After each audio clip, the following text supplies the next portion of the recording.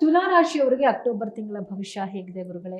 ಅವರಿಗೆ ಏನಾದರೂ ಸಮಸ್ಯೆಗಳಿದೆಯಾ? ಅಶುಭ ಮತ್ತೆ ಶುಭ ಫಲಗಳು ಯಾವ್ಯಾವುದು, ಮತ್ತೆ ಯಾವೆಲ್ಲ ಯೋಗಗಳಿದೆ, ಮತ್ತೆ ಏನ್ ಪರಿಹಾರ ಮಾಡ್ಕೊಂಡ್ರೆ ಈ ತಿಂಗಳು ಅವರಿಗೆ ಶುಭ ಆಗತ್ತೆ? ಓಕೆ, ತುಲಾ ರಾಶಿಯಲ್ಲಿ ಒಂದು ಬುಧ ಮತ್ತೆ ಮಂಗಳ ಗ್ರಹ ಇದ್ದಾರೆ. ಗೋಚಾರದಲ್ಲಿ ಲಗ್ನದಲ್ಲಿ ಗ್ರಹಗಳಿದ್ದಾಗ ಏನು ಶುಭ ಫಲ ಅಶುಭ ಫಲ ಅನ್ನೋದು ತಟಸ್ಥ ಅಂತ ಹೇಳ್ಬೋದು. ಅದೇನಂಥ ಶುಭ ಫಲ ಕೊಡ್ತಕ್ಕಂಥ ವಿಚಾರ ಅಲ್ಲ ಅದು. ಆದರೂ ತುಲಾ ರಾಶಿಯವರಿಗೆ ದ್ವಿತೀಯ ಸ್ಥಾನದಲ್ಲಿ ಯಾವುದು ಗ್ರಹನೂ ಇಲ್ಲ. ಹಾಗಾಗಿ ಹಣಕಾಸು ಏನು ಅಂತಹ ಬದಲಾವಣೆಗಳು ಆಗಲ್ಲ.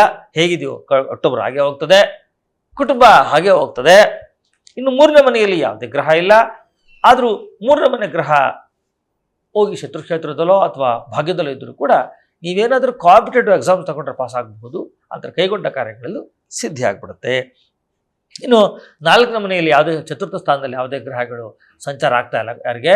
ಈ ತುಲಾ ರಾಶಿಯವರಿಗೆ ನಾಲ್ಕನೇ ಮನೆಯಲ್ಲಿ ಯಾವುದೇ ಗ್ರಹ ಸಂಚಾರ ಆಗ್ತಾ ಇಲ್ಲ. ಅದರಿಂದ ಏನು ಫಲ ಸಿಗುತ್ತೆ? ಈ ಕಳೆದ ತಿಂಗಳು ಹೇಗಿತ್ತೋ ಇದೇ ತಿಂಗಳು ಇವಾಗ ಕೂಡ ಆ ಮನೆ ಆಸ್ತಿ ಎಲ್ಲ ವಿಚಾರ ಕೂಡ ಅದೇ ಕಂಟಿನ್ಯೂ ಆಗ್ತದೆ. ಇನ್ನು ಐದನೇ ಮನೆಯಲ್ಲಿ ರಾಹು ಸಂಚಾರ ಆಗ್ತಾ ಇದೆ. ಯಾರಿಗೆ? ತುಲಾ ರಾಶಿಯವರಿಗೆ. ನೀವು ಯಾವ ಕಾರಣಕ್ಕೂ ಸಂತಾನಕ್ಕೋಸ್ಕರ ಟ್ರೀಟ್ಮೆಂಟ್ ತಗೋತೀನಿ ಅಂದರೆ ಅಕ್ಟೋಬರನ್ನು ಬಿಟ್ಟು ಮುಂದಿನ ತಿಂಗಳು ನೀವು ಹೋಗಬೇಕು. ಆ ನಂತರ ಮಕ್ಕಳು ಹೇಳಿದ ಮಾತು ಕೇಳಲ್ಲ, ಅದಕ್ಕೆ ಬೇಜಾರು ಮಾಡ್ಕೋಬಾರ್ದು. ಇನ್ನು ಸ್ವಲ್ಪ ದಿನಗಳ ಕಾಲ ಆಗಿರುತ್ತೆ, ಆಮೇಲೆ ಸರಿ ಹೋಗ್ಬಿಡುತ್ತೆ ಅಂತ. ಆದರೂ ಸಂತಾನಕ್ಕೆ ಸಂಬಂಧಪಟ್ಟ ವಿಚಾರಗಳನ್ನು ನೀವು ಕೇರ್ ತಗೋಬೇಕು ತುಲಾ ರಾಶಿ ಅಂತ. ಇನ್ನು ಆರೋಗ್ಯದಲ್ಲಿ ಇರುತ್ತೆ ಅಂದರೆ ಮಂಡಿ ನೋವು, ಪಾದ ಮತ್ತು ಮೂಳೆಗೆ ಸಂಬಂಧಪಟ್ಟ ವ್ಯತ್ಯಾಸಗಳು ಯಾರಿಗೆ?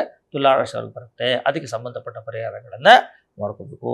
ಇನ್ನು ತುಲಾ ರಾಶಿಯವರಿಗೆ ಏಳನೇ ಮನೆಯಲ್ಲಿ ಯಾವುದೇ ಗ್ರಹ ಇರೋಲ್ಲ. ಆದ್ದರಿಂದ ಅವರೇನು ಸಮಸ್ಯೆಗಳಿಂದ ಬಳಲಲ್ಲ, ವೈವಾಹಿಕ ಜೀವನದಲ್ಲಿ ಸಮಸ್ಯೆಯಿಂದ ಅವರು ಬಳಲಲ್ಲ ಅಂತ.